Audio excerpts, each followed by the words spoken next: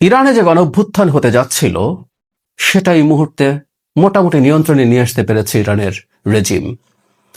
এই গণঅভ্যুত্থান আপাত দৃষ্টিতে যে সফল হলো না এখন পর্যন্ত, সেটা দেখে আমাদের সেনাপ্রধান জনাব ওয়াকারুজ্জামানের কথা মনে পড়লো, আমাদের গণঅভ্যুত্থানের কথা মনে পড়লো।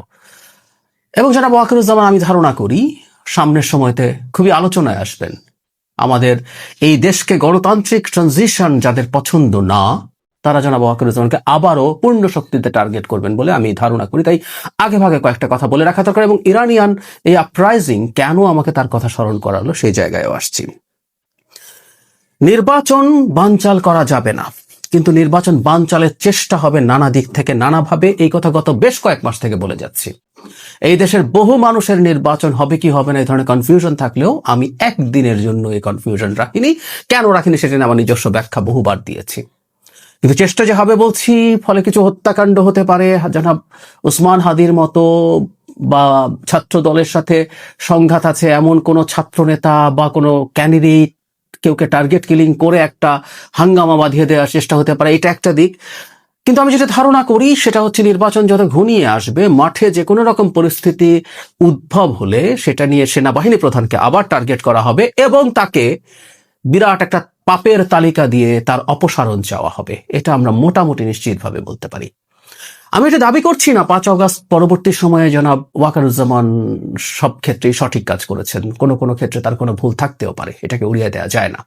কিন্তু এই ভদ্রলোক বাংলাদেশের ইতিহাসের অংশ হয়ে থাকবেন, কারণ এই 5 অগস্ট সফল হওয়ার পেছনে তার অসাধারণ রোল।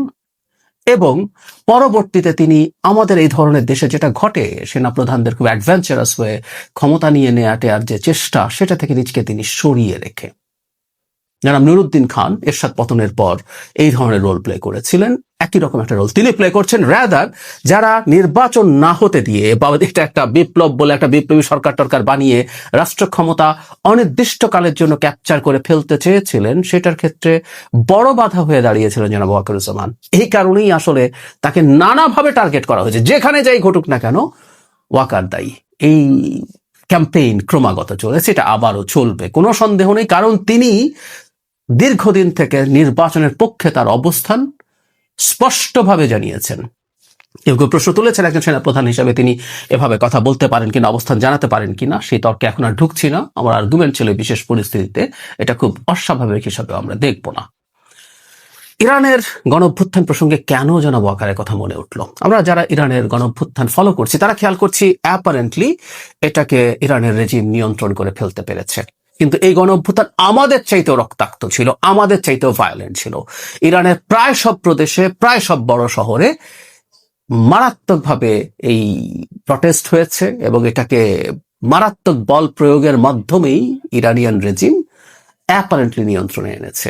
আমাদের মতো ইন্টারনেট ব্ল্যাকআউট সহ সব হয়েছে, লেথাল ওয়েপন ইউজ করা হয়েছে, প্রচুর প্রচুর ঘটনা। এবং ইরান যেহেতু গ্লোবাল জিও পলিটিক্সের খুব গুরুত্বপূর্ণ পয়েন্টে আছে, তাই মিস্টার ট্রাম্পও খুব সিগনিফিক্যান্টলি এটাতে রিয়্যাক্ট করেছেন, তার অ্যাটিটিউড দেখিয়েছেন, তার অবস্থান জানিয়েছেন।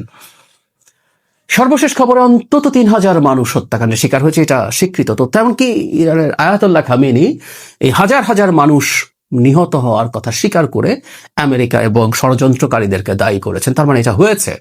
আর বেসরকারি হিসাবে এই মৃত্যুর সংখ্যা কুড বি ইভেন 15 to 20,000। এত মানুষের হত্যাকাণ্ড হলো, কিন্তু এখন পর্যন্ত অন্তত এই রেজিমের পতন হলো না। আমি যদিও মনে করি এই রেজিম আসলে টিকবে না, এই গণ অভ্যুত্থানও তার পতনের একটা গুরুত্বপূর্ণ মাইল ফলক হিসেবে থাকবে। কিন্তু এই যে এখন পতন হলো না, এটা কেন হলো না? এর জবাব হচ্ছে, এই ধরনের গণ অভ্যুত্থানগুলোর কোনো একটা পর্যায়ে আসলে সেনাবাহিনীর সমর্থন প্রত্যাহার করা প্রয়োজন হয়। এরশাদ পতনের সময়ও আসলে সেনাবাহিনী সমর্থন প্রত্যাহার করেছিল। জেনারেল নুরুদ্দিন অস্বীকৃতি জানিয়েছিলেন যে তিনি এরশাদের হয়ে জনগণকে আর কোনোভাবেই বল প্রয়োগ করবেন না। এখানেও তাই হয়েছে। বিশেষ করে আমরা অনেকে জানি ইরানের একটা রেগুলার সেনাবাহিনী আছে, সেটা প্রেসিডেন্টের কমান্ডে থাকে, কিন্তু ইরানের আসলে ওই সেনাবাহিনী প্রধান শক্তি না। ইরানের প্রধান শক্তি হচ্ছে IRGC, Islamic Republic Guard Corps. এটার সরাসরি কমান্ড হচ্ছে আয়াতুল্লাহ আলী খামেনির হাতে। এটা শুধু দেশে না, এটার বাইরেও আরো বহু শাখা প্রশাখা আছে, প্রক্সিদেরকে মেনটেন করে। আমরা জানি যে লেবাননের হেজবুল্লাহ, তারপরে হৌতিরা আছে, যারা যারা আছে, ইনফ্যাক্ট হামাস আছে, প্রত্যেককে আসলে আইআরজিসি নিয়ন্ত্রণ করে। সো খুবই পাওয়ারফুল একটা বাহিনী। এই বাহিনী আসলে তার সমর্থন প্রত্যাহার করেনি ইরানের যে রেজিম তার উপর থেকে। এই কারণেই আসলে এই মারাত্মক ভায়োলেন্ট আপরাইজিং এর পরও অ্যাটলিস্ট এখন পর্যন্ত এরা টিকে আছে, এবং টিকে থাকার ফলে যেটা হয় প্রচুর রিপ্রেশন শুরু হবে। কয়েকশো মানুষকে গ্রেফতার করা আছে যাদের মৃত্যুদণ্ড হতে পারে, সংখ্যাটা অন্তত 800 এরকম বলা হচ্ছে। ইরান পৃথিবীর সবচেয়ে বেশি মৃত্যুদণ্ড কার্যকরকারী দেশগুলোর একেবারে টপে থাকে। গত বছরও এখানে 1500 মানুষের মৃত্যুদণ্ড কার্যকর করা হয়েছিল। সো এই যে টিকে যাওয়ার পরে যে মারাত্মক অপারেশন আসলো, সবকিছু আসলে ফর দ্য টাইম বিং ঘটলো, যেহেতু তাদের আইআরজিসি তার আনুগত্য প্রত্যাহার করেনি। তাহলে এবার আমরা মনে হয় বুঝে ফেলছি জনাব ওয়াকার কেন আমাদের এই ইতিহাসে চিরকাল স্মরণ করা হবে তাকে।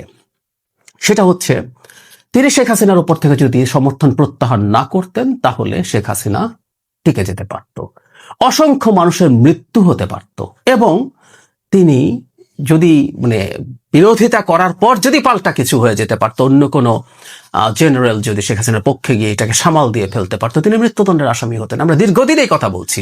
তো এই ঝুঁকি নিয়ে জনাব ওয়াকার দাঁড়িয়েছিলেন জনগণের পক্ষে। হ্যাঁ, কোনো সন্দেহ নাই যে আমাদের সেনাবাহিনীর মধ্য থেকে নিম্ন পর্যায় পর্যন্ত অল দ্য অফিসার্স তার কিছুদিন আগেই তার শেখ হাসিনার পক্ষে দাঁড়াতে অস্বীকৃতি জানিয়েছেন। এই মাটির সন্তানরা তারা তাদের মতো করে এই কাজটা করেছেন, খুবই চমৎকার। কিন্তু প্রধান হিসাবেও তিনি এই ঝুঁকিটা নিয়েছিলেন। মজার ব্যাপার হচ্ছে, এরপরও কিছু মানুষ তাকে ভিলেন বানানোর চেষ্টা করে। কারণটা হচ্ছে ওই যে তিনি এই যে যারা সরকারের ভেতরের একটা অংশ, সরকারের বাইরের একটা অংশ, যাদের একটা অংশ দেশে থাকেন, বিদেশে থাকেন, অমুক গ্যাং তমুক গ্যাং বলে পরিচিত আছেন, কেউ ন্যারেটিভ তৈরি করেন, কেউ এটাকে অ্যাম্পলিফাই করেন, কেউ এনার্কি তৈরির চেষ্টা করেন, প্রত্যেকের কমন শত্রুদের একজনে পরিণত হয়েছেন তিনি।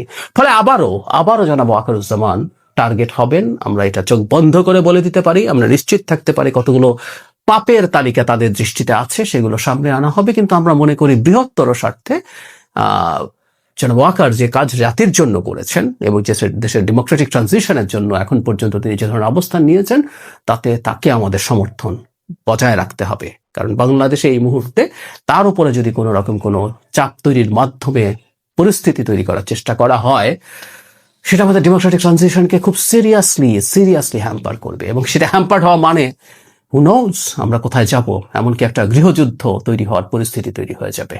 আমরা যেন সতর্ক থাকি।